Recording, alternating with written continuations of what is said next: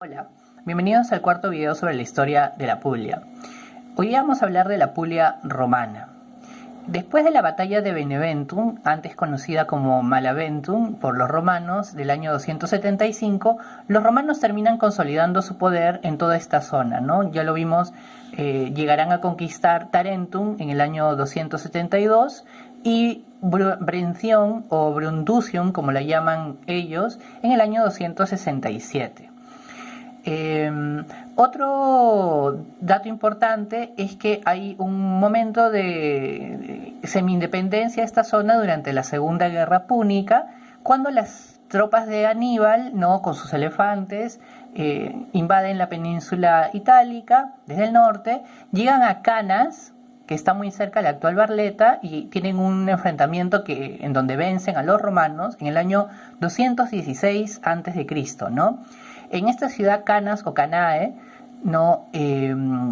Se produce, producto de esta derrota, toda esta zona vuelve un poco a alinearse hacia los cartagineses, pero al terminar la Segunda Guerra Púnica, hacia el año 200, volverá a ser parte del territorio romano y será parte de Roma durante más o menos 700 años, por lo cual estamos hablando de que la Puglia, ¿no?, estará durante mucho tiempo tutelada por el imperio. Avanzando en el tiempo, otro hecho importante del que podemos hablar es la construcción de la Vía Apia. La Vía Apia, que está acá de color fucsia, fue una vía construida por un senador, me parece romano, y fue construida entre el año 312 y 190 a.C. La finalidad era conectar a Roma con el puerto más importante de esta región, que es Brindisi o Brundusium. De hecho, de Brundusium van a salir, o en Brundusium van a ocurrir muchos hechos importantes, ¿no?, como un enfrentamiento entre Julio César y Pompeyo, que venía de Asia, en el 49 a.C., o, por ejemplo, también la reconciliación entre Octavio y Marco Antonio en el 40 a.C. Brundusium va a convertirse en el principal puerto de esta región por encima de Tarentum, la ciudad griega, ¿no? Y de hecho de Brundusium van a salir muchos cereales que se cultivan en el centro de la región, y también van a salir olivos cultivados en el Salento, ¿no? De hecho, los olivos se calcula que comenzaron a ser cultivados más o menos en el siglo VII a.C. y son olivos que hasta ahora tienen una gran fama. Y todos estos olivos y cereales van a ser llevados hacia Oriente, ¿no? Entonces, un poco va a ser la Puglia una región exportadora de estos alimentos. Otro hecho importante, ¿no?, ocurrido después fue la constitución de las regiones en el interior de la península itálica, ¿no? Se empiezan a construir o constituir regiones. Augusto, en el año 7, hace esta reforma administrativa y crea la famosa Regio II, ¿no?, que es lo que actualmente sería la Puglia, ¿no? La Regio II es muy importante porque va a marcar los límites actuales de la región, ¿no?, más o menos conservados hasta la actualidad, aunque incluirá Beneventum, como vemos acá, ¿no? Ahora ya no forma parte esta zona de la Puglia. Otro hecho importante que ocurre después, bueno, es la máxima expansión de Roma, que ocurrirá hacia el año 116 con Trajano. Luego, ¿no?, de esa máxima expansión, también la constitución durante el mismo gobierno de Trajano de la Vía Apia Traiana, ¿no? La Vía Apia Traiana, que está acá de color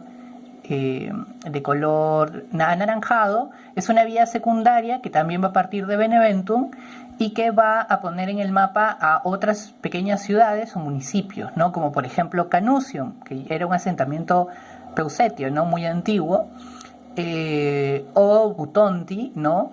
Y de hecho va a ser importante porque así van a empezar a cobrar importancia estas ciudades que están en el interior de la Puglia. Otro hecho importante de la época es que en el año 130, Adriano, el emperador Adriano, como parte de su cuarto viaje que lo va a llevar a Egipto, va a partir de Brundusium, ¿no? Sin embargo, Adriano va a darse cuenta de que esta zona de acá, lo que era la antigua Samnio, ¿no?, no debería estar administrativamente en la Regio 2, sino la va a hacer parte de la Regio 1, de lo que era el Lazio y la Campania, ¿no?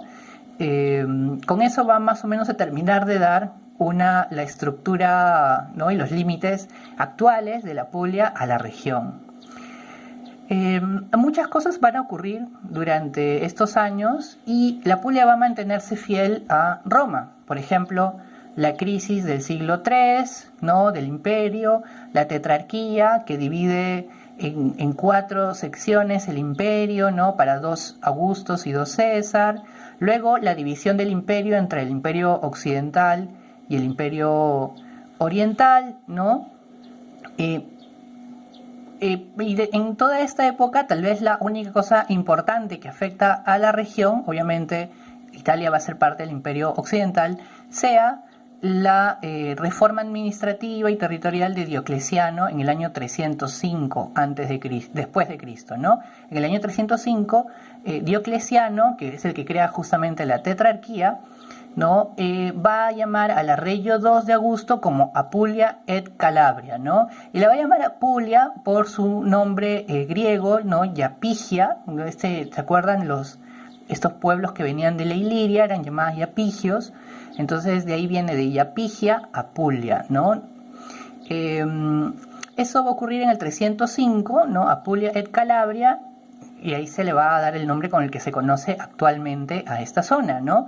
La Apulia et Calabria va a ser la región que va a pertenecer a la diócesis de la ciudad de Roma, ¿no? Y que va a pertenecer a la prefectura de Italia, ¿no? A la prefectura de Italia, que incluirá otras diócesis, ¿no? Como la diócesis de Panonia al norte, la diócesis de África, ¿no? Al sur. Entonces, paradójicamente, por ejemplo, esta división en diócesis, ¿no? del territorio del imperio que hace Diocleciano, que fue el último emperador que persiguió a los cristianos, va a ser justamente la que luego va a adoptar la Iglesia Católica, ¿no? En su labor evangelizadora. De hecho, Diocleciano también hace que Canusium se vuelva la capital de la región Apulia et Calabria, ¿no? La actual Canosa, y desde ahí van a partir los grupos evangelizadores que van a cristianizar toda esta zona.